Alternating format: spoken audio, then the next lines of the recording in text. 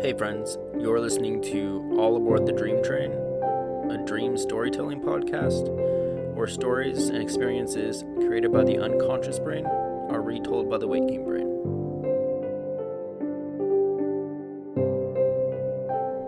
Alright folks, this is episode 7 of All Aboard the Dream Train. Thanks again for listening.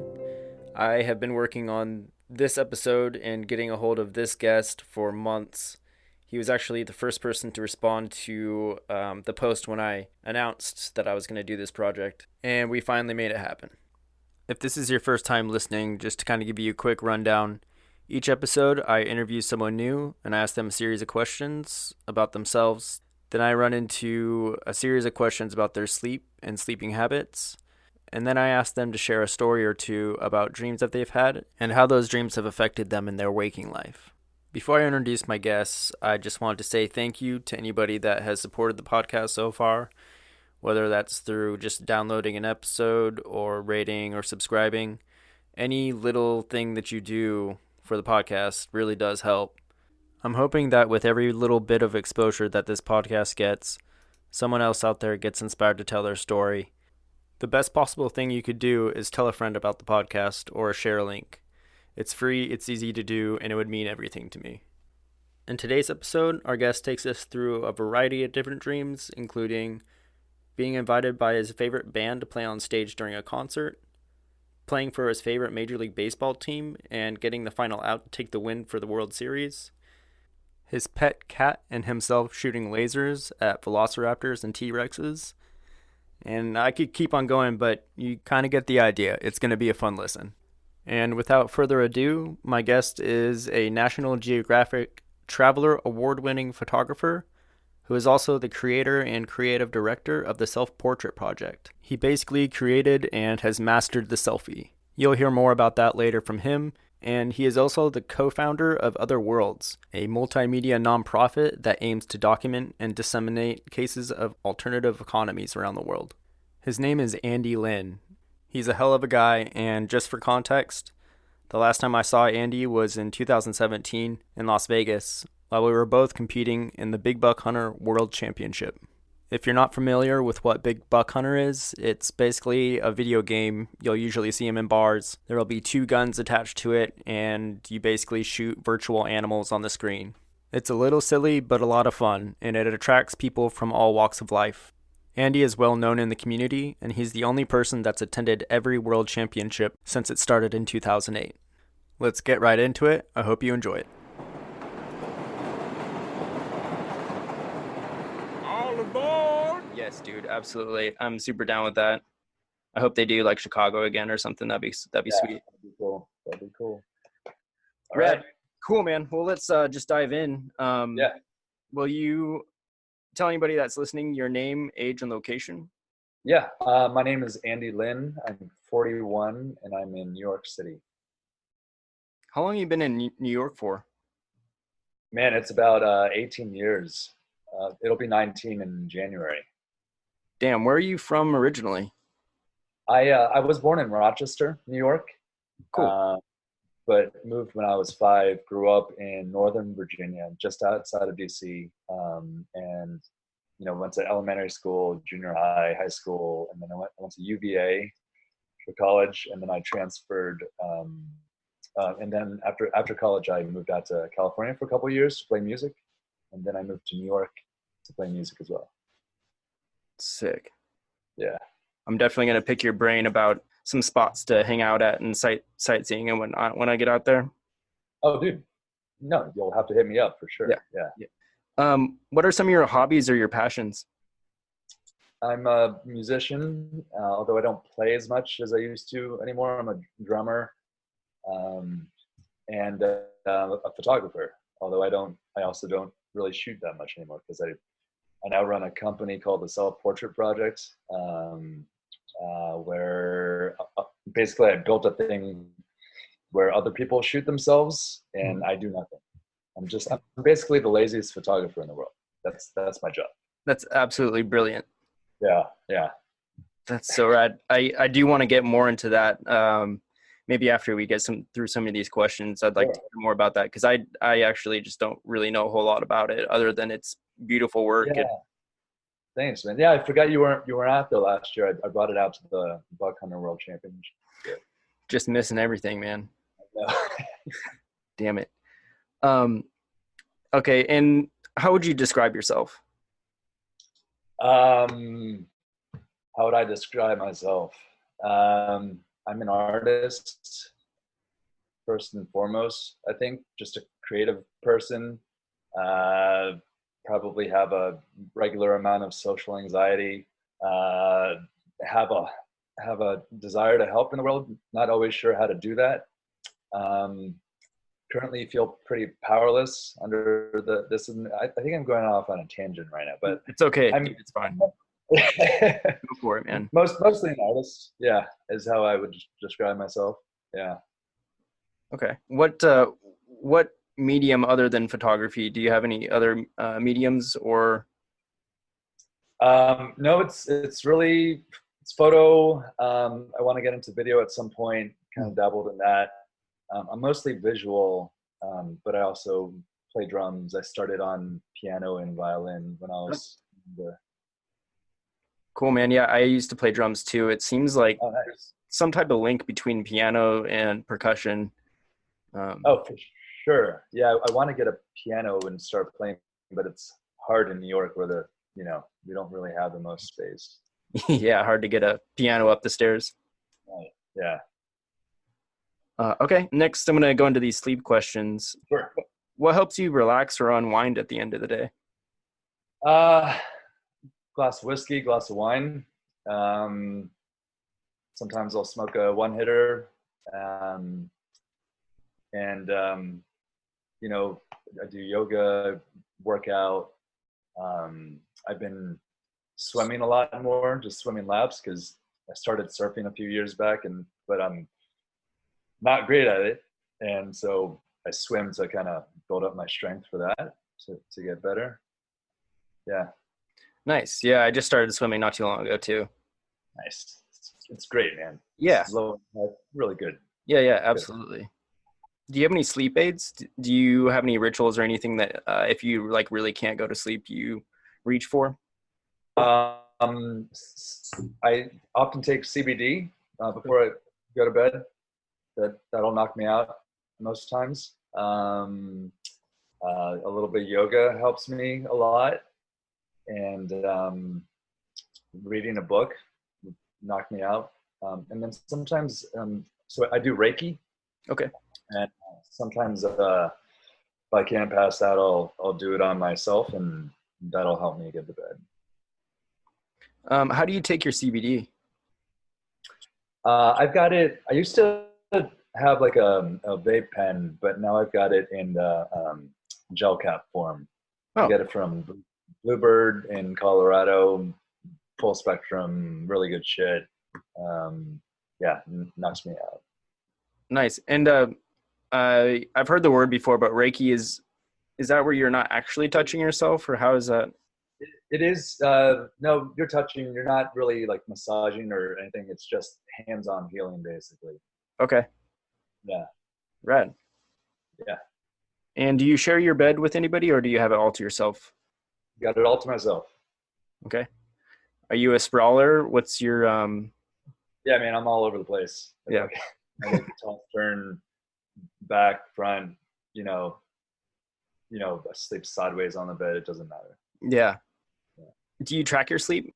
I used to use an app and track it, and the kind of app where you would put your phone on your just on your bed, and then when it would track like your movement as well and how restful. And I just got to just one more thing to do, so I kind of stopped doing that. But also I'm a lot more consistent with how I sleep now, so there's not really a need for that. Yeah. Yeah. So you said it's more consistent. Was that not the case before? Was it broken up? Would you get up multiple times throughout the night? Nah, I think what I'm getting at is I'm just older. I go out a lot less. Mm-hmm. So and I've got, a lot more. I've got responsibilities I got to wake up early for, so I'll pass out, a lot of times before midnight or 1. or even like 11. And I'll wake up most days before 8 or 9, get my day started. Nice. So you're not really a night owl per se, but you're also not like a super early I to used bed. No, I used to be, and occasionally I'll just stay up pretty late. I actually, I, I say that like I go to bed early, but I still think that some of my most creative hours are late at night, like between 2 and 5. I've had all these epiphanies, or like I'll think of songs, or I'll need to write shit down, in a journal or something. Interesting. So, but yeah, I'm just a little bit more of a regular sleeper these days. Great. Yes, dog. Yes. Yes, I do. He's shaking. Hey, get out of here. Hold on. I'm going to shut the door real quick. All right.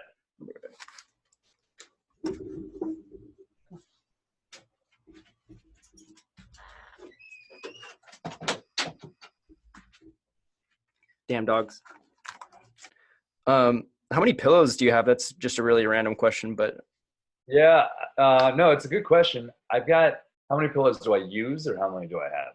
let's go with how many do you have and how many do you actually use? I've got 1, 2, 3, 4, 5, 6. I've got 7 pillows in my house, but I've got like a spare bed, so there's that.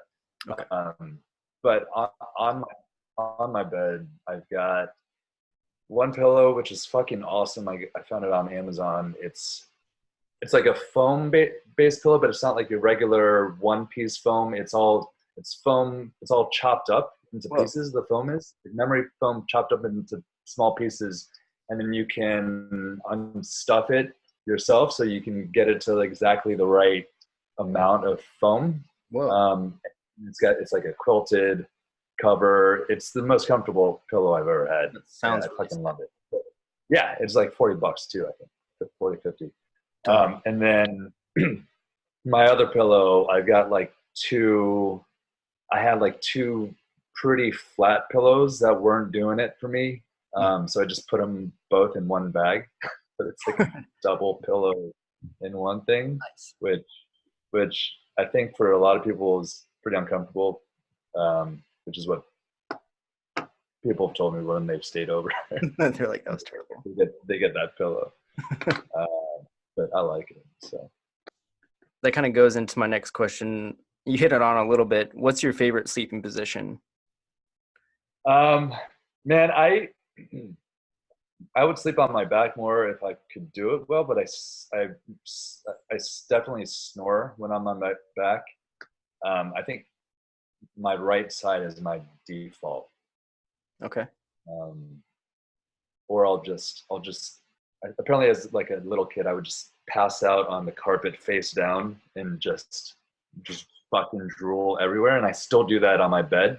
My nickname growing up, and my sister still, well, actually my whole family still calls me Droolin, because my last name's Lynn, Andrew Lynn, Droolin. She's That's always awesome. fucking drooling and snoring. So yeah. That's awesome. Yeah. And then what interests you in dreams? Man, I mean, they're an incredibly interesting thing. It's the closest uh, thing we've got to hallucination before. When you're not taking hallucinogens, it's just a fucking wild thing. Like it's questions of consciousness and reality. And I've just had so many crazy dream experiences in my life, that it's profoundly interesting, and a lot of times they've taught me things, and they've made me sometimes question reality, nature of reality. Yeah, I mean, they're just, I think, objectively interesting. And I've been kind of logging my dreams since I was in my early 20s. Cool. I was actually before big ass red dream journal that my ex girlfriend gave me, and I used to use that primarily. And I have no idea where it went. I like subletted my place for a little bit, and I put it in storage. I got to pull it out. These days, I'll, when I wake up, I'll just, if I remember a dream, I'll just toss it in my phone, just in notes. And I was going through my on my iPhone, Yeah. and I was going through that today, and I pulled a bunch that I felt were kind of significant to talk about, possibly. So you've been recording them for quite a long time. What a long time. Yeah. What's the importance? Like, why would you write them down? Yeah, I write down my dreams because I find that it helps me remember them. Not only the dream that I'm writing down, but it helps me to remember future dreams as well. It's like exercising some kind of muscle. Yeah. And sometimes you were saying if you can't find your journal, you'll throw them in your phone, and then I'll just like, I've been doing that recently. I'll just type it out in notes in my iPhone. Yeah, I think that's super important. Definitely trying to remember your dreams. I mean, if you don't write it down immediately, like you were saying, the details just get kind of foggy. And yeah, totally. Yeah, and that's the thing. Like it's those details are, I mean, dreams are pretty fucking cool, and they're wild. mm-hmm. Like when you're dreaming them, it seems all normal, or sometimes it seems, you might have the wherewithal to understand it's fucking crazy. Right. But when you write them down and then you come back to them later and you read them, you're like, oh, that's fucking bonkers. Yes. That I saw that in my head. Yes, absolutely. Got to write them down. Okay, cool. Will you just kind of preface your dreams and then kind of give us an idea if they're like recurring or not? Totally. Let me just start by, I just want to recount my favorite dream of all time. It's not my dream. It's my buddy Tommy's dream from I knew him from high school and junior high. He had a dream where he was playing baseball, and this is such like a little boy, like a kid dream to have. He had a dream where he was playing baseball and he was the batter.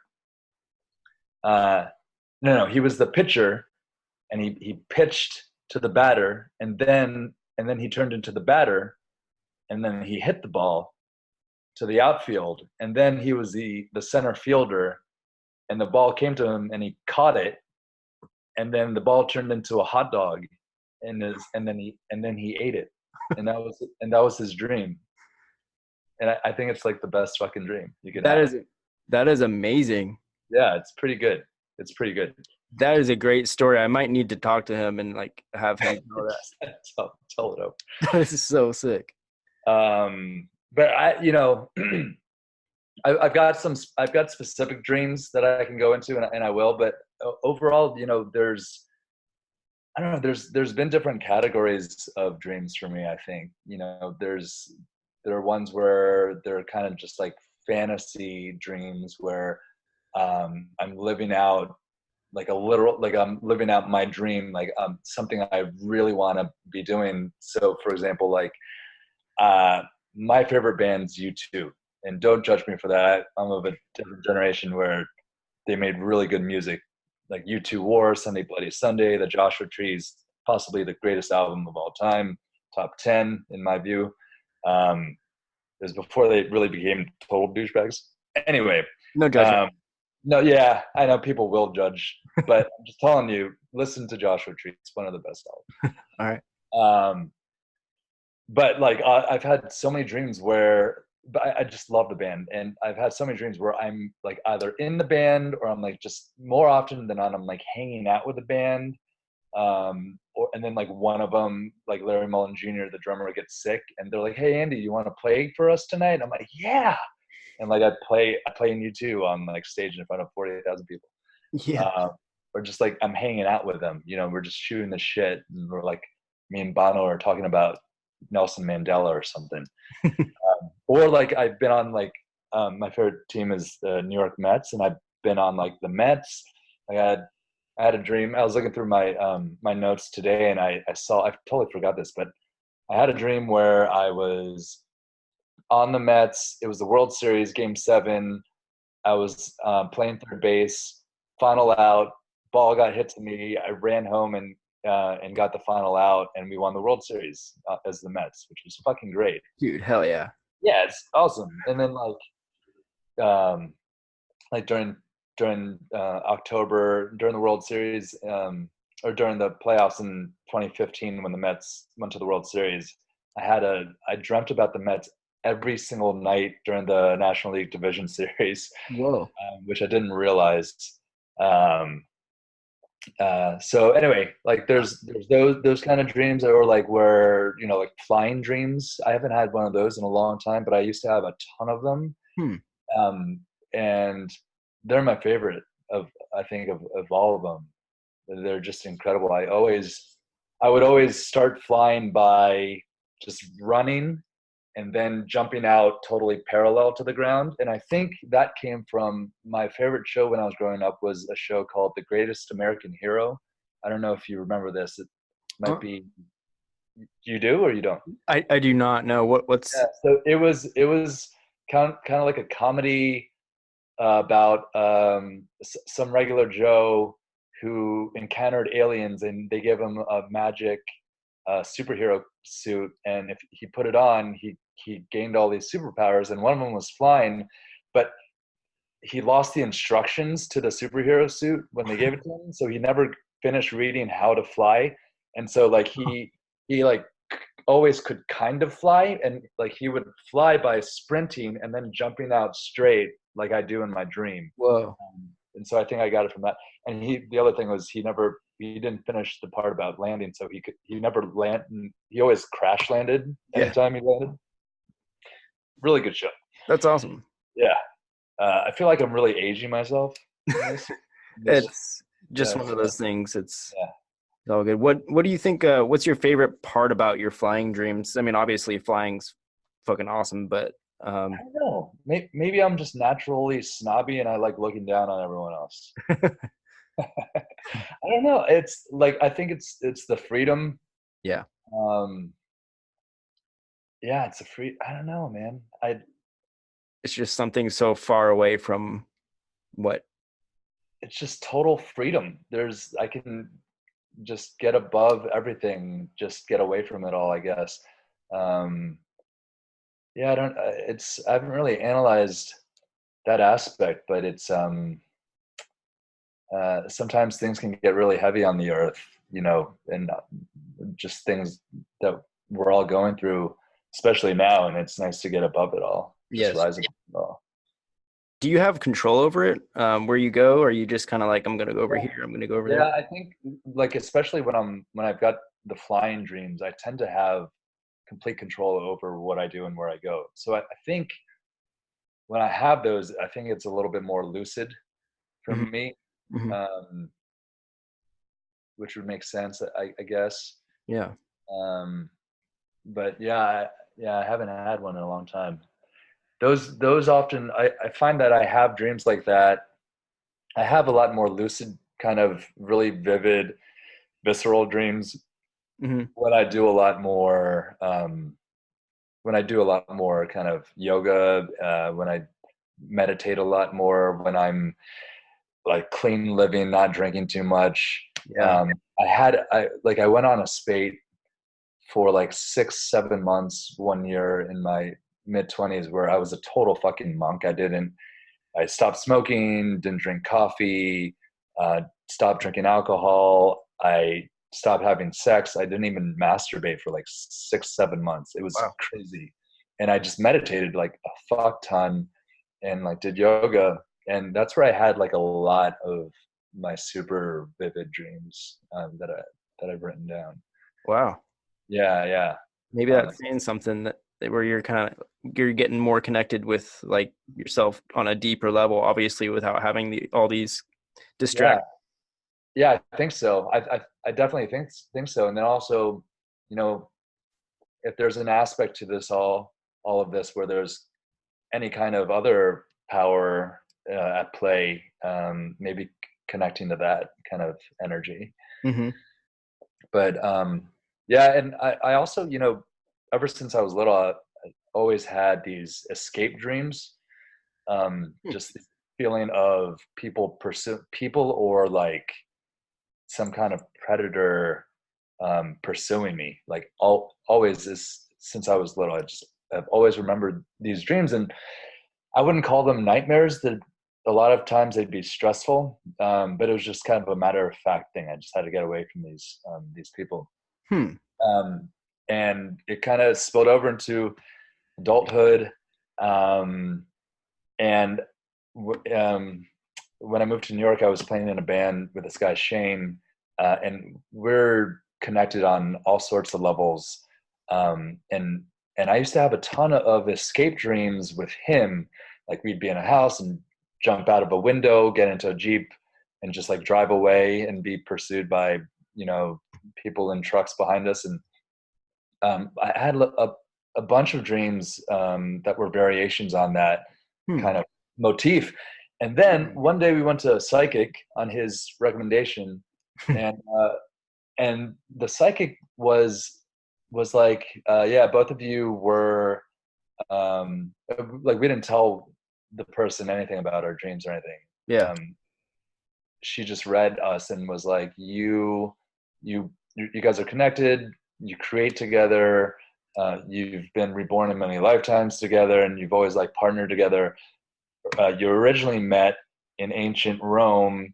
You were in prison together and escaped together, and What? uh, that kind of blew my mind because I had all these dreams about escaping with him. So Whoa.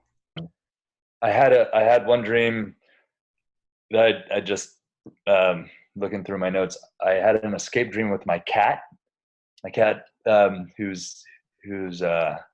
died a couple years ago, R.I.P.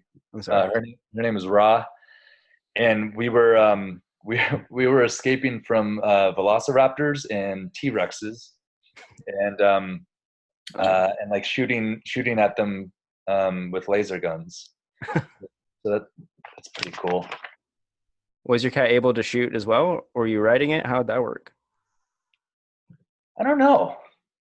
I didn't really, like dreams don't always abide by the laws of physics, or I, Absolutely. I have no idea if she had opposable thumbs, in that dream.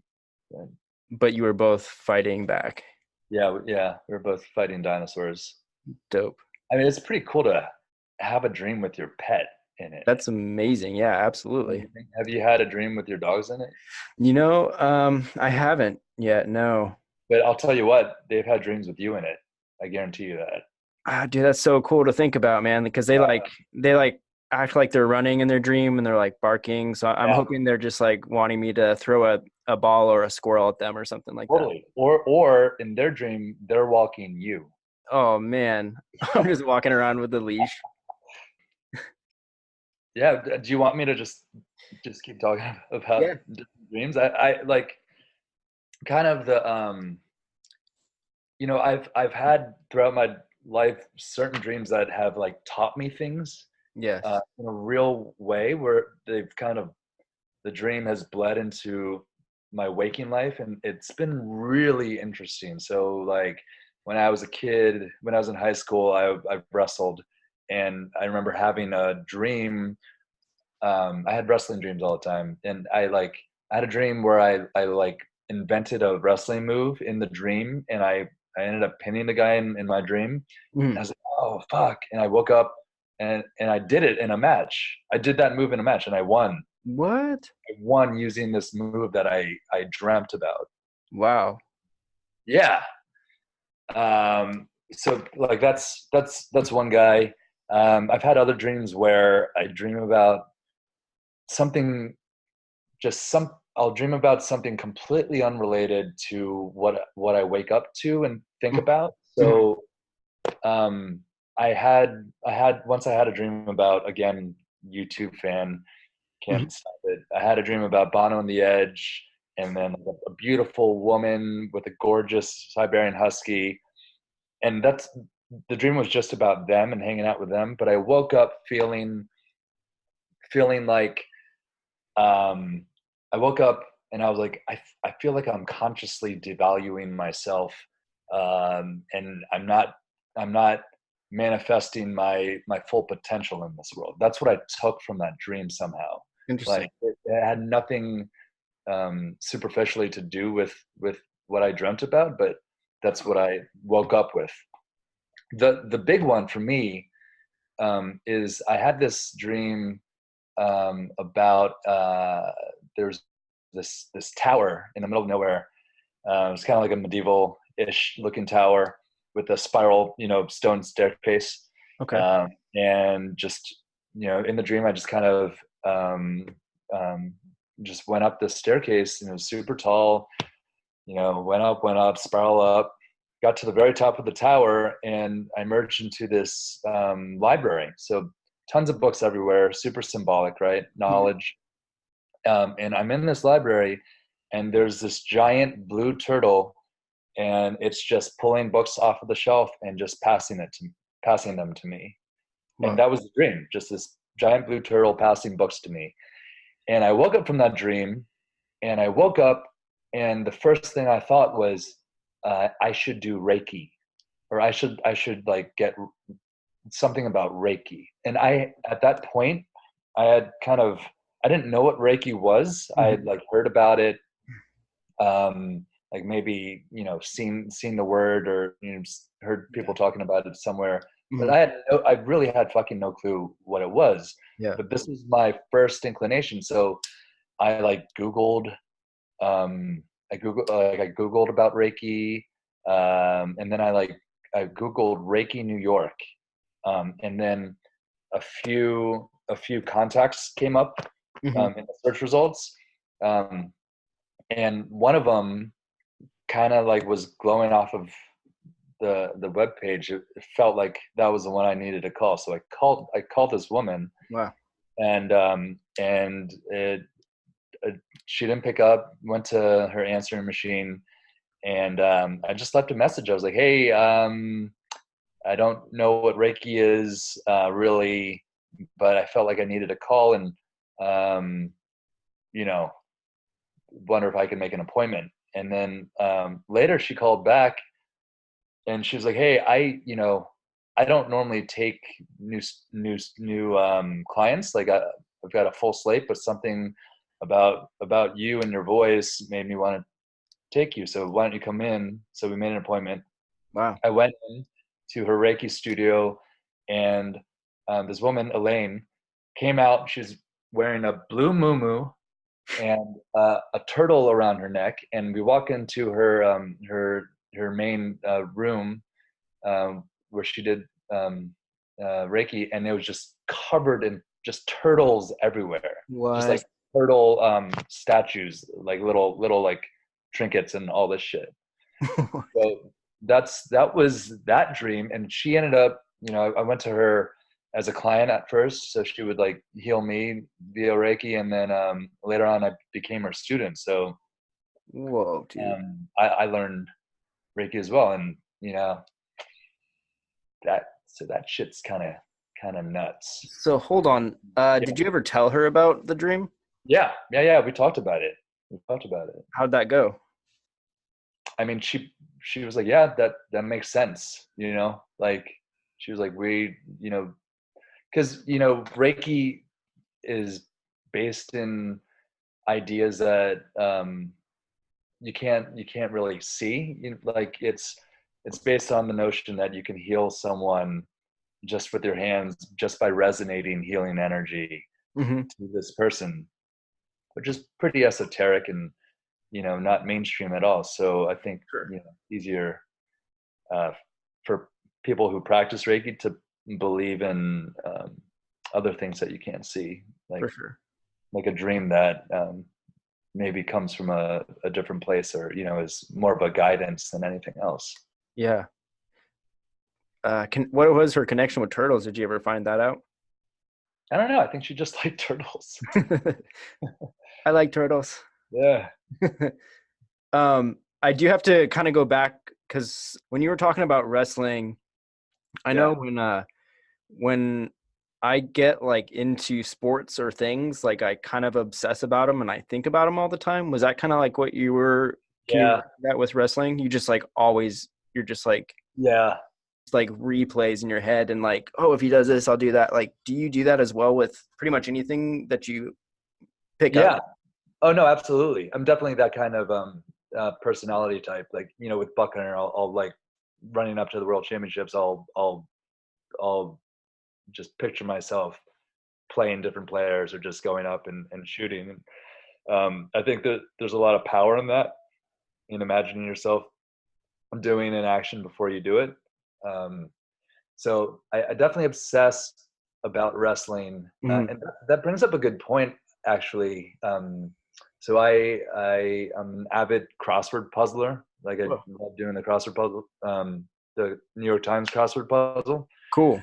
And I was terrible at it when I first started, and I just kept at it. I'm really pretty good these days. Dope.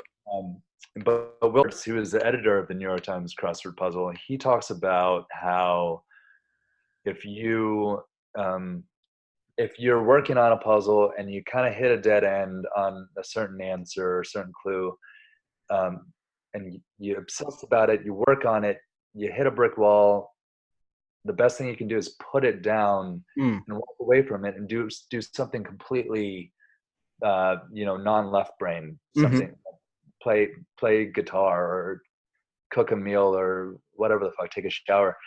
Yeah. And then 9 times out of 10, or, often, if you go back to it after you've shut down that part of your brain, you'll have a revelation, you'll figure out the answer. And that's been kind of very true for me when I do crossword puzzles. Wow. And to me, the way that relates to like me figuring out this move in wrestling is I obsessed about how to pin, how to win in matches. And I feel like maybe my subconscious took over and like came up with this thing. Wow.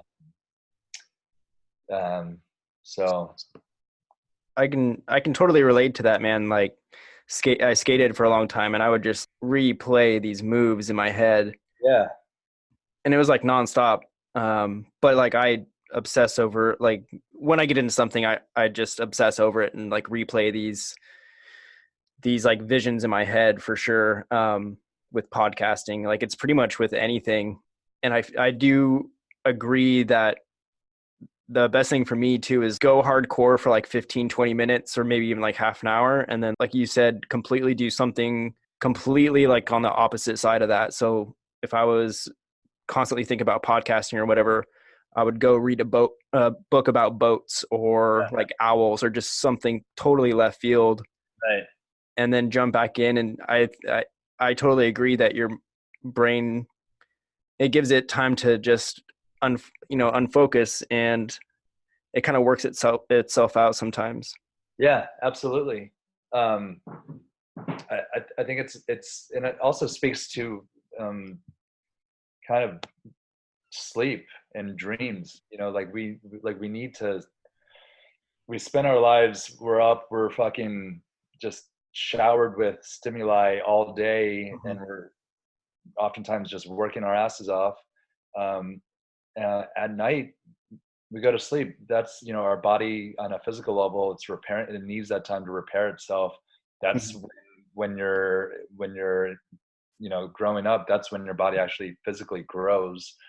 And I think maybe on like a consciousness level, that's that's when your mind kind of figures certain things out, or maybe repairs itself on certain levels. And I think dreams are a manifestation of that. Yeah, man, I totally agree.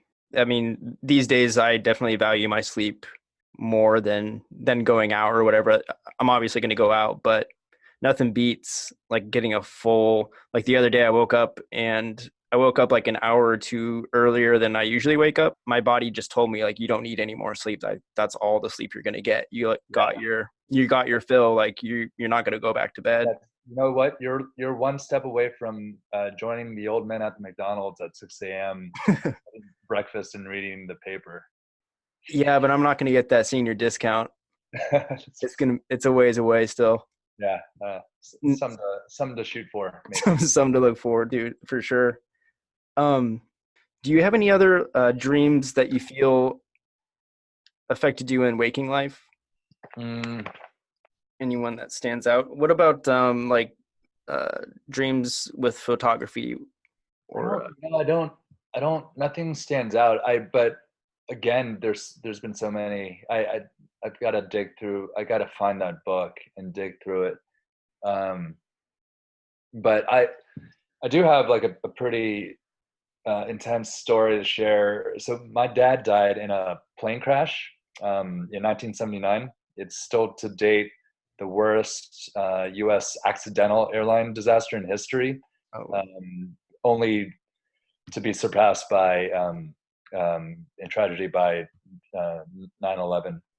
wow. Um, it happened in Chicago in 1979. The left engine of the jet um, had hairline fractures in it, and it flew off the plane, and 271 people on board died. Everyone on the plane died, and then two people driving in a Jeep Cherokee died as well Wow. in Chicago here. Yeah. Um, so super devastating, obviously, to a lot of people, not just my family. Mhm. But all these things, all these reports kind of started coming out afterwards. Um, like there was a guy who dreamt for, and this is the main one. There's a guy who dreamt for like 7 days straight or like 10 days straight about this crash happening. And he knew it was in his dreams, it was happening at O'Hare and it was happening on American Airlines. And that's all he knew. But he dreamt this same dream every single day for like a week before the plane crash. And Whoa. he called in to American Airlines, and he was like, this is going to happen. I've had this dream. I'm having this dream. You're going to have a crash. But what the fuck are you supposed to do if you're American Airlines? Like, Right. okay, like, all right, we'll just ground all our planes until you stop having this dream, I guess, Right. No, absolutely. um, but like he had it, that was like a thing. Wow. Um, and there's been other cases of like plane crashes and other disasters where I've seen people have had kind of like premonitions of Hmm. that kind. Hmm. Yeah. No, I've definitely heard of that before as well. Yeah, I mean, that's such a touchy. I mean, you're the airlines. I mean, what are you gonna do? Right. It's tough, man. It's so wild that it would be on his mind that much out of nowhere, but also still be like so dead on. Like, I don't doubt that guy dreamt that. Yeah, but I mean, like for me, it's like how the fuck, how did he have those dreams? It speaks to like it's not. He had the same dream for a week before it happened, and then it happened. Like that's not a coincidence. That's not just like he's having like a regular. It's just like he happens to have that dream, and then that it Yeah. happened. Like it speaks to something else happening with dreams. Like accessing a part of humanity or just energy in general that it's not dictated by time. Hmm. uh, I don't know, it's yeah, dreams are a lot more powerful than I think a lot of people give them credit for. Yeah. No, I don't think it's just a bunch of random thoughts. I think there's a whole lot more to it. It seems to me like there's almost like a wavelength that we can like tap into.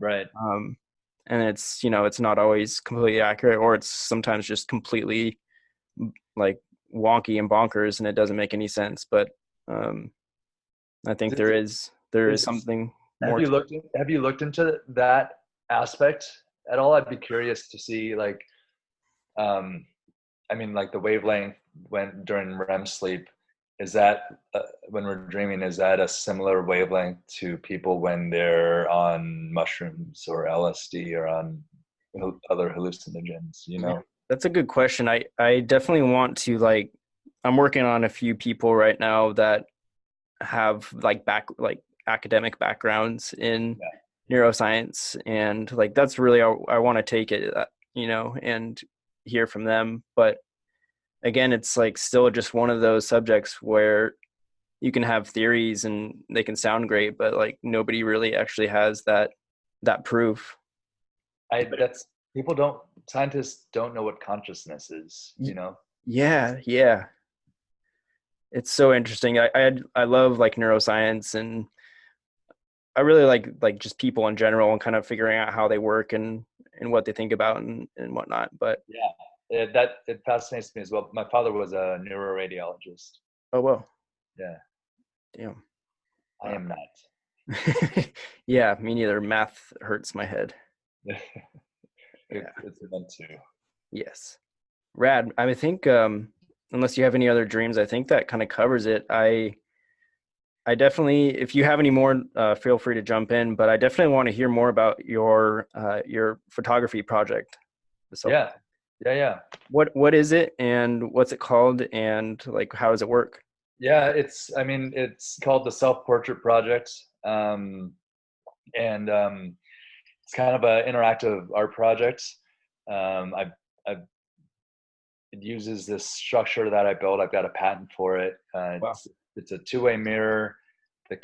There's a camera that shoots through the two-way mirror, and then there's a remote trigger, either like a foot remote or a hand remote. We're working on like gesture remotes.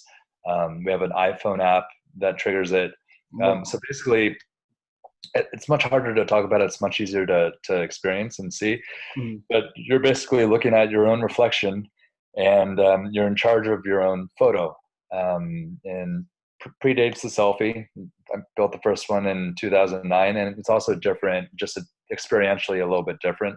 Mhm. Um, and it comes from my experiences. If I can just tell a little bit of a longer story, I Yeah. co-founded a nonprofit um, in 2006 called Otherworlds, and the purpose of Otherworlds was to document and disseminate case studies of alternative economies around the world to show people that, well, other worlds are possible outside of, a profits over people kind of capitalism focused world economy. Mhm. So I was the lead photographer for it. So I went around the world to places like Brazil and documented a landless workers movement there. Went to Argentina and documented worker-controlled factories there. Documented the Zapatista rebels in Chiapas. Photographed a traditional gifting economy in West Africa, in Mali, Wow. and I did that for a number of years. And um, I kind of, through those experiences, I was also learning from these societies as Mhm. well as total education for me. Yeah. And one of the common threads throughout all the societies is this notion of direct democracy, of empowerment, of agency over yourself. This idea that if a decision's being made about you, then you should be part of that decision making process. Mhm. It's a simple idea, but also revolutionary, and keeps ownership in the people who have something at stake. And I kind of came back to New York after those trips, and I was uh, interning for a fashion photographer, and I was like, how do I? I was like, I need to do something different. I feel like I need to kind of come up with something different. I was like, how do I apply this kind of social change philosophy to photography? And the Self Portrait Project is what I came up with. So I've Wow. been doing that for 10 years, and we've done it all over the world. Um, we've been to all over the U.S. Went to South by Southwest. Been to Italy, Sweden, Germany, and then there's kind of like a social change aspect with it as well, because there's um, you're in charge of your own photo. You're telling Mhm. your own visual story on your own terms. So we've taken it to places where people have been marginalized or victimized. We took it to Haiti after the earthquake, Wow. where 300,000 plus people were living in tents, and most of the world had forgotten about them. Wow. And set up for them, and we're like, hey, look, if you want to tell your own visual story, we'll amplify it, those stories, and try to catalyze some change for your situation. Partnered with Amnesty International to get those stories out, did university tours, and then we were also in Palestine in 2014, went all over the West Bank and set up just to show this other side of Palestinians. So that's what I do. And there's also a business aspect to it as well. We set up for, like as a photo booth, people hire us for weddings and corporate events and what have you. And then we're installing these mirrors kind of all over the world as well. Dude, that's so cool. Like I've seen some of your work online, and some of the things that the people that you come in contact with and help. I mean, you're doing some awesome things for people that really need it in a time where that just seems to be not something that happens as often as it should. Thanks, man. So let's talk buck hunter a little bit. All right. Um, you've dreamt about buck hunter, is that correct? I've never really, I haven't had like detailed buck hunter dreams besides Okay. just like competing. It's just like they're usually just like stressful competing dreams. Yeah, I can relate. I've definitely had those, and it's basically, yeah, just dreaming of, or like on stage, but also dreaming just having like the perfect shot and perfect round. I've definitely kind of Yeah. over. Oh well, that's cool. I've dreamt about like the animals Oh, okay. before, which is kind of trippy. Yeah. But also like a symptom of a problem, and the problem is playing too much buck hunter because I have to fucking qualify. Right. Um, but yeah. What's your favorite animal? Uh, people ask me that all the time. I'm partial to elk, but I've got the number one national score in Buckzilla right now, so I should probably say that. Damn. Yeah, I somehow, well, I know why I got it. It's because I was just going for the wild card. So all I was doing was playing Buckzilla Adventures for Oh, 4 weeks, I 3 weeks. got you. So I got really, really good at it. I've got like a 72% Damn. accuracy. I know, over in Buckzilla, including the last trek, which is fucking crazy. Yeah, that one is bonkers. Yeah, but I think my score is 59. Uh, no, 60, 65, 900, something like that. Almost. Jesus. Yeah, that one's interesting, man. It's like with all the critters, um, accuracy really comes into play as well as speed too. It's a very quick Yeah, and animal. that's one where I think it really benefits me. I'm just pretty good at bonuses, and I've always been good at bonuses, and I've tried to be good at bonuses, and I think with like 10 or like eight critters on a lot of the sites, it really helps to be like fast Yes. at shooting bonuses. So Um, yeah. what's your favorite gun? Are you orange or green? Man, I've been tending towards orange these days. I don't know what's going on. Yeah. But it doesn't really. I don't know. It doesn't really matter to me anymore. I'm getting to a place where it just doesn't matter what gun I have, what side I'm on. I recently, I changed my stance and also the way I hold the gun. Interesting. Every so often. So when I first started playing, I 10, 12 years ago, I had a even stance, like a squared stance. Okay. They call it like an isosceles stance, Okay. because like your both feet are even, parallel to the machine, and the gun's just right there. And then when HD came out, I switched to a staggered stance because I thought that would be more efficient, and just I'd be closer to the center of the screen, especially if I was shooting the green gun. But I found I was slower. I wasn't quite as fast with a new gun on HD in a Huh. stagger stance. So I think in Austin I went back to my square stance and I got 11th. And I'm just like much faster with the square stance. I'm able to access certain back muscles Hmm. that help me with speed that I'm not able to in a staggered stance. Damn. Uh, Yeah. yeah. I think a lot about posture and muscles and breathing and all this shit. Yeah, no, absolutely. It's so intense up there. Nobody will really understand until you're up there. Yeah, it really is. It's so crazy. And it's gotten more intense.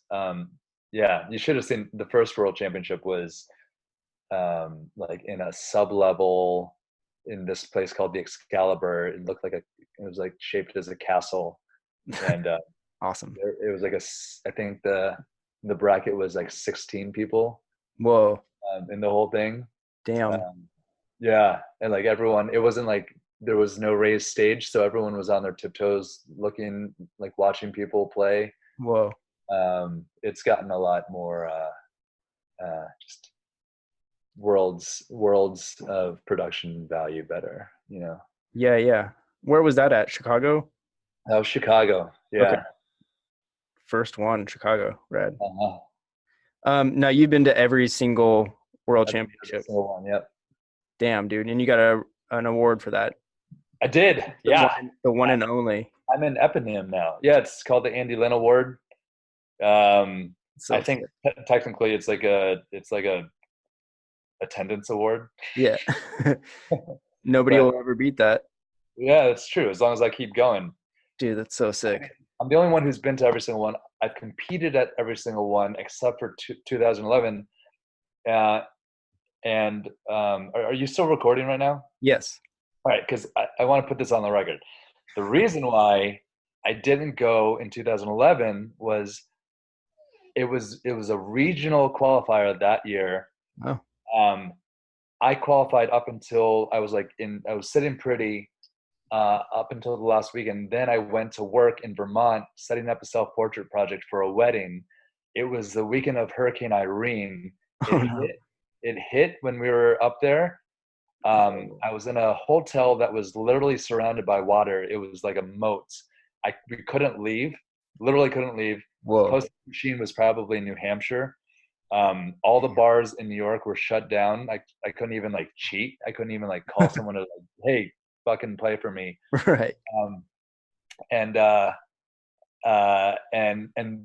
that all would have been fine anyway, because I was in qualifying position. But Nick Robbins and his crew of people, they crossed state lines because they like the west or the Central Division, I think, or the North Division was fucking hard as shit. It was like all the Wisconsin and Minnesota boys. Damn.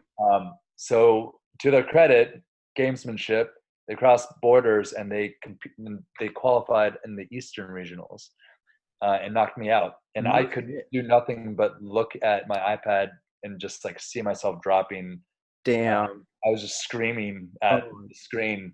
And that's why I didn't compete that year. I did technically go as an alternate. So I was there. And that was the year that Robbins won, and I was pissed off about that. Really pissed off. I still am, obviously. Dude, yeah, those Scotty boys are pretty. What's that? Those Scotty snipers are diehards. Yeah, they're pretty great players too. Yeah, no, they're great people too. They're even their family. I love them. Yeah, their family too. They're just awesome people.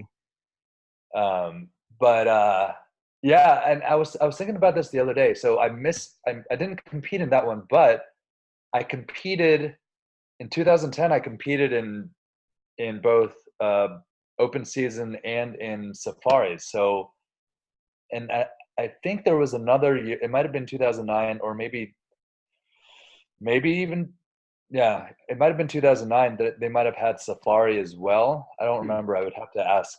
Like Federico would know this. Right. But so I've actually competed in 11 world championships, maybe 12, including if there's one in 2009. Wow. And this will be my 12th or 13th coming up. That's amazing, man. That's dedication right there. I mean, that's one way to put it. Idiocy is another word, just like I'm just pouring money into this thing. Like it means I'm probably the poorest out of everyone who's played because I've put the most money in. But it's such an amazing event, though. It's hard to describe, but I mean, how would you describe the community? You just It's I've never been around anything like that. You know, people would ask me that. I did a lot of interviews early on, hmm um, when they were doing a lot of press, um, and I got asked that question a lot. And you know, it's not often you have a community where it's just people from all walks of life and different political leanings. Um, Definitely a lot of people who voted for Trump who go to the World Championship, and you know, I'm happy to be friends with them and hmm like you know hopefully have honest conversations with them. hmm But I wouldn't normally see them in New York or like you know hang out with them. We wouldn't be in the same places. So it's Right. a good opportunity to connect with people that I otherwise wouldn't connect with, and to like respect them on a totally different level. You know. hmm So and I've been friends with a lot of people for a lot of time, including a lot of the like Trevor Florin and Jared Berg, who were the first. Jared Berg won the first championship and the second. Oh wow. Uh, Trevor won in 2010. Uh, Derho and Trevor in 2010, and like they've got kids now. hmm Like we talk on Facebook. Jared Berg is going to be at this.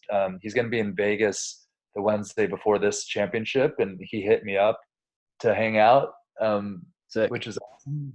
We keep in touch, and then like I'm buds with the people at Play Mechanics. I'm buds with George Petro and Dave Snipes, who was the first kind of player personnel guy out there. Hell, Um, yeah, and we're I don't know if this is supposed to be secret, but whatever. So we're debuting a big buck hunter self portrait project this year at the World Championships. So I brought the self portrait project out there last year, hmm like my regular rig. But this year, I contacted Play Mechanics, and they were super gracious and amenable. And I went out to Chicago 2 trips this year and built one of our self portrait projects rigs into an old big buck hunter pro cabinet. What? So instead of a screen, it's a mirror, two-way mirror with the camera shooting through, and then the guns will trigger the camera, so you stand in front of it, Oh, and whenever you shoot, it'll take your photo. So I'm really excited about that. that's brilliant, man. That's gonna be awesome. Yeah. It'll be cool, and I think if it's a hit, which I think it's gonna be, it'll be a yearly thing. So even Damn. though you're coming out this year, next time around, next time you can get out there, hopefully you can experience it. That's so sick. Actually, Alexis visited Portland not too long ago, and she did kind of give me some details. But it's Oh great. yeah. It's great hearing it from the source, though, and like actually getting the details. Awesome. Yeah. She's gonna. We're talking about her doing the graphic design for it. Sick, Yeah, totally. dude. That's Did, amazing. did you have her on the show as well? It hasn't come up, but she is a creative person. I'm finding a lot of creatives are very open to this podcast, which is I think pretty she'd be interesting. a fun one to interview, maybe. Yeah, no, I agree. She's awesome. Yeah. Who's gonna win this year? Ooh, this might be uh this might be the year of the Aussie. They Chadwick's come really close. Yes. Um, but Bromley's just been dominant, and he's been at number one all year pretty much, for a single shooter, which is not always the best indicator for how hmm you're going to do in the tournament. But Right. I know he practices his ass off in double shooter as well, and shootout as well. So he's definitely, I feel like it could be one of their years, but you can't ever count out Gartner, Yes. like fucking never. Nope. I looked at his stats the other day, hmm and like it's unbelievable. Like his Yep. stats, he has thousands of marksmen. Like I think I have like 250 or 260, Damn, which dude, is that's fucking pretty good for me, I yeah. think. I've gotten more accurate as I've played, which is a good indicator. But he's in like the thousands. He might even be like That 5,000, 2,000. I don't know. that's It's so just yeah. that's so crazy. I asked him one year how much he actually played, and it was a year or two ago. So you only had to play each animal. I think it was like 5 times or 10 times or however many. Yeah. And he said like he just played through each animal, once and got all of his scores, and like played a couple more times just for fun. But he like was up in the skill without playing. I'll have to go get the actual stats, but Yeah.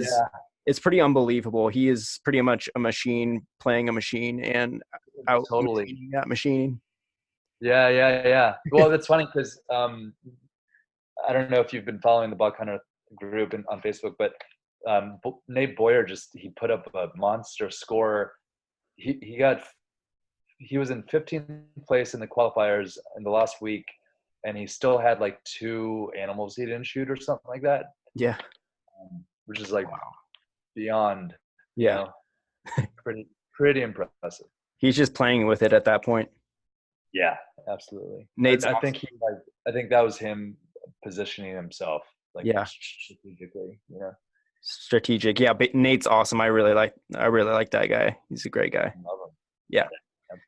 Gosh, I think that's all I got for Buck questions. Cool, man. And I think that's all I got as far as the whole episode. So if there's anything else you got, we're running pretty deep on time, and I really appreciate your time. No, absolutely. I was a little concerned before we got on that I wouldn't have enough to give you. But no, we're good, dude, for sure. We're way good. Start talking, I don't stop talking. So yeah, there you go. Yeah, no, it's awesome to finally make this happen, man. Like I've been wanting to, and I totally I love what you're doing, and I wish the best for the show, man. And I hope to see you out at a tournament soon.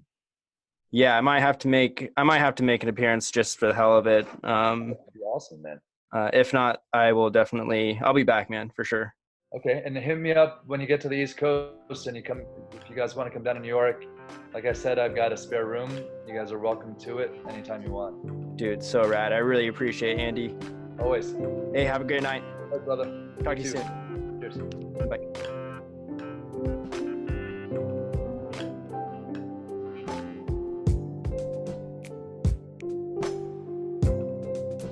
All right, that's going to do it for episode 7. I hope you guys enjoyed it. I knew it was going to be a good episode. Andy's just a super cool guy. He's got some real interesting and funny stories. Obviously, the story about his father just fucking sucks, man. I never want to hear about that. Nobody ever wants to hear about that, about someone you know or even just a stranger. I just got to thank you again, Andy, for sharing it. The gentleman that dreamt about this tragedy had dreams 10 nights before the accident actually happened. 10 nights in a row. Think about that for a second. His name was David Booth, and he was an office manager in Cincinnati. There's a YouTube clip of David talking about the incident, and he describes his experience as a vision rather than a dream. He did decide to talk to the FAA about the dreams, and he didn't expect to be taken seriously, but they did take him seriously, and they concluded that the aircraft was either a DC-10 or a Boeing 727 plane. In addition to the Federal Aviation Administration, he also reached out to American Airlines, and they both took what he was saying seriously, but there was nothing else they could do because there was no exact date or other details. There are a lot of other stories about premonitions.